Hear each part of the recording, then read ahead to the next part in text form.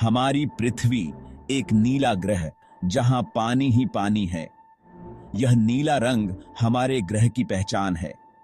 पानी पृथ्वी के 70% से ज्यादा हिस्से को ढके हुए हैं। यह विशाल महासागर हमारे ग्रह की सतह का एक बड़ा हिस्सा है। लेकिन क्या आपने कभी सोचा है कि इतना सारा पानी आया कहां से?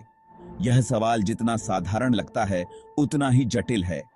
यह एक ऐसा सवाल है जो सदियों से वैज्ञानिकों को उलझा रहा है, जिससे कई रोमांचक सिद्धांत और खोजें हुई हैं। वैज्ञानिकों ने इस पर कई शोध किए हैं। ऐसा ही एक सिद्धांत है ब्रह्मांडीय उत्पत्ति, यानी हो सकता है कि हमारे महासागरों का पानी अंतरिक्ष से पृथ्वी पर आया हो। यह विचार बहुत ही रोमांचक है।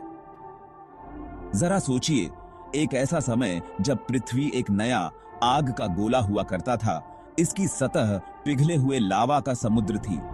उस समय जीवन की कोई संभावना नहीं थी। क्या ऐसे माहौल में पानी का होना मुमकिन था? यह सवाल हमें सोचने पर मजबूर करता है। या क्या यह बाद में आया, ब्रह्मांड की गहराइयों से आकाशीय दूतों द्वारा लाया गया? यह विचार भी बहुत ही दिलचस्प है। आइए इस दिलचस्प संभावना को और गहराई से समझें। यह हमें हमारे अस्तित्व के मूलभूत सवालों की ओर ले जाता है। हमारे सौर मंडल में घूमने वाले कई खगोलीय पिंडों में धूमकेतु और क्षुद्र ग्रह इस पानी की कहानी में एक खास जगह रखते हैं। ये खगोलीय पिंड हमारे सौर मंडल के निर्माण के समय से ही मौजूद हैं और इनमें छिपे रहस्य हमें ब्रह्मांड की उत्पत्ति के बारे में बहुत कुछ बता सकते हैं। ये ब्रह्मांडीय पथिक, जिन्हें अक्सर गंदे स्नोबॉल और अंतरिक्ष की चट्टानें कहा जाता है, प्रारंभिक सौर मंडल के अवशेष हैं जो अरबों साल पहले के रहस्यों को संजोए हुए हैं। इनकी संरचना और सामग्री हमें उस समय की जानकारी देती है जब हमारे सौर मंडल का निर्माण हो रहा था। खासतौर पर धूमकेतु बर्फ की अच्छी खासी मात्रा के साथ साथ धूल और अन्य जमी हुई गैसों को अपने में समेटे हुए जाने जाते हैं। ये धूमकेतु जब सूर्य के पास आते हैं तो इनकी बर्फ और गैसें वाष्पीकृत हो जाती हैं, जिससे इनकी चमकदार पूंछ बनती है। वे ब्रह्मांड में तेजी से घूमते हैं और अपने पीछे वाष्पीकृत बर्फ और धूल की लकीरें छोड़ते जाते हैं। इनकी गति और दिशा में बदलाव हमें उनके बारे में और अधिक जानने का अवसर प्रदान करते हैं। वहीं दूसरी ओर क्षुद्र ग्रह अपनी चट्टानी संरचनाओं के भीतर पानी की बर्फ को समेटे हुए हो सकते हैं, जो अक्सर उनकी सतहों के नीचे छिपी होती है। ये क्षुद्र ग्रह भी हमारे सौर मंडल के प्रारंभिक समय के महत्वपूर्ण गवाह हैं। लेकिन ये दूर की वस्तुएं हमारे युवा ग्रह पर पानी कैसे पहुंचा सकती थीं? यह एक रहस्य है जिसे वैज्ञानिक आज भी सुलझाने की कोशिश कर रहे हैं और इसके लिए कई सिद्धांत प्रस्तुत किए गए हैं। शुरुआती सौर मंडल में टकराव होना आम बात थी। पृथ्वी, जो अभी भी अपनी शैशव अवस्था में थी, अनगिनत क्षुद्र ग्रहों और धूमकेतुओं की बमबारी का सामना कर रही होगी। हालांकि इनमें से ज्यादातर टकराव विनाशकारी थे, लेकिन कुछ वैज्ञानिकों का मानना है कि उन्होंने हमारे ग्रह को आकार देने में महत्वपूर्ण भूमिका निभाई, जिसमें जीवनदायी तरल पदार्थ, जिसे हम पानी कहते हैं, उसे पहुंचाना भी शामिल है। एक धूमकेतु की कल्पना कीजिए, जिसका बर्फीला दिल पानी से लदा हुआ है, जो पृथ्वी की ओर बरह रहा है। टकराने पर तेज गर्मी बर्फ को वाष्पीकृत कर देगी, जिससे भारी मात्रा में जल वाष्प वातावरण में फैल जाएगा। यह वाष्प अंततः ठंडा होगा, सघन होगा और बारिश के रूप में गिरेगा, जिससे शुरुआती महासागर भरेंगे।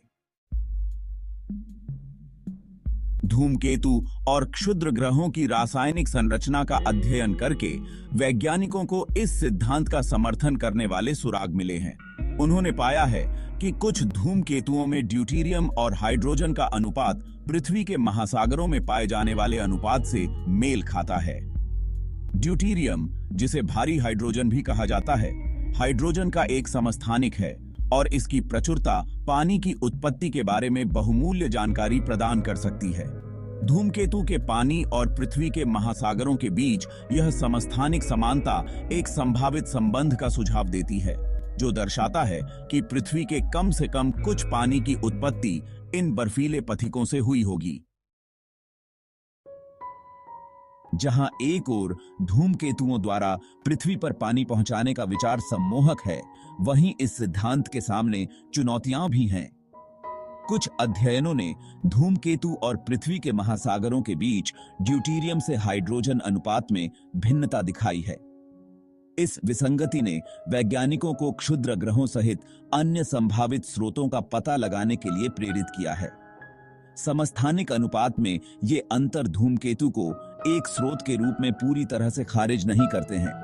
वे बस इतना सुझाव देते हैं कि पृथ्वी के पानी की कहानी शुरुआती सोच से कहीं अधिक जटिल है, जिसमें संभवतः कई स्रोत और प्रक्रियाएं शामिल हैं। भाग 6 क्षुद्र ग्रह, जीवन का भंडार। क्षुद्र ग्रह, जिन्हें अक्सर उनके अधिक चमकदार समकक्षों के पक्ष में नजरअंदाज कर दिया जाता है, इस पहेली का एक महत्वपूर्ण हिस्सा हो सकते हैं। ये छोटे चट्टानी पिंड हमारे सौर मंडल के निर्माण के समय से ही मौजूद हैं। हालांकि वे धूमकेतुओं की तरह बर्फीले नहीं हो सकते हैं, लेकिन कई क्षुद्र ग्रहों में हाइड्रेटेड खनिजों के रूप में पानी होता है। इन खनिजों में पानी के अणु फंसे होते हैं, जो महत्वपूर्ण हो सकते हैं। चट्टान और पानी के बीच परस्पर क्रिया से बनने वाले ये खनिज प्रारंभिक पृथ्वी से टकराने पर अपनी जल सामग्री छोड़ सकते थे।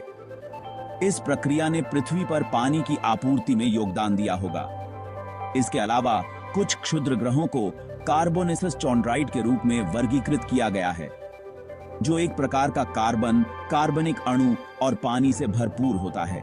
ये अणु जीवन के लिए आवश्यक माने जाते हैं। माना जाता है कि प्रारंभिक सौर मंडल के अवशेष, ये क्षुद्र ग्रह, न केवल पानी बल्कि जीवन के निर्माण खंड भी हमारे ग्रह पर पहुंचा सकते थे। इस प्रकार क्षुद्र ग्रहों ने पृथ्वी पर जीवन की उत्पत्ति में एक महत्वपूर्ण भूमिका निभाई हो सकती है।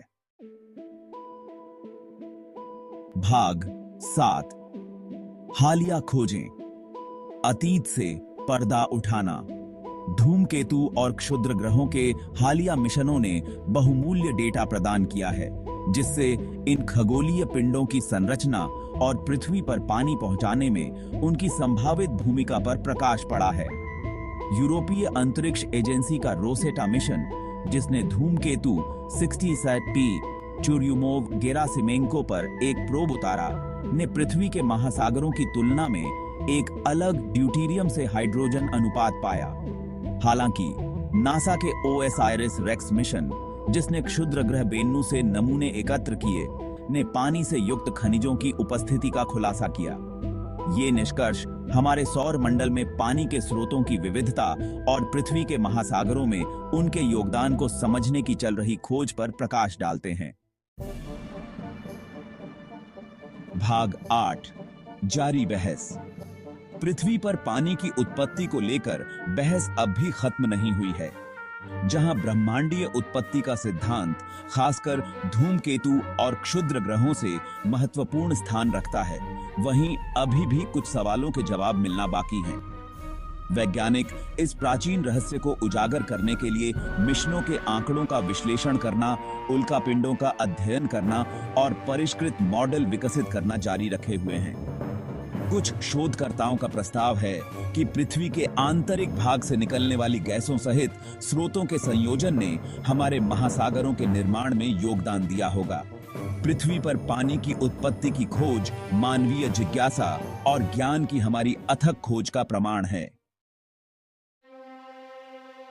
भाग 9 निष्कर्ष, संभावनाओं का ब्रह्मांड। पृथ्वी पर पानी की उत्पत्ति एक मनोरम पहेली बनी हुई है, एक ब्रह्मांडीय पहेली जिसके टुकड़े अभी भी खोजे जा रहे हैं। हालांकि धूमकेतु और क्षुद्र ग्रहों से ब्रह्मांडीय वितरण के सिद्धांत का बहुत महत्व है, लेकिन यह स्पष्ट है कि कहानी शुरुआती कल्पना से कहीं अधिक जटिल है। जैसे जैसे हम ब्रह्मांड में गहराई से उतरते हैं, हम अपने ग्रह के अतीत के बारे में और अधिक सुरागों को उजागर करते हैं, जिससे पृथ्वी और उस विशाल ब्रह्मांड के बीच गहरे संबंधों का पता चलता है जिसमें हम निवास करते हैं। पृथ्वी पर पानी की उत्पत्ति की खोज की एक यात्रा है, जो हमें याद दिलाती है कि अंतरिक्ष की विशालता में भी हम अपनी शुरुआत की गूंज पाते हैं।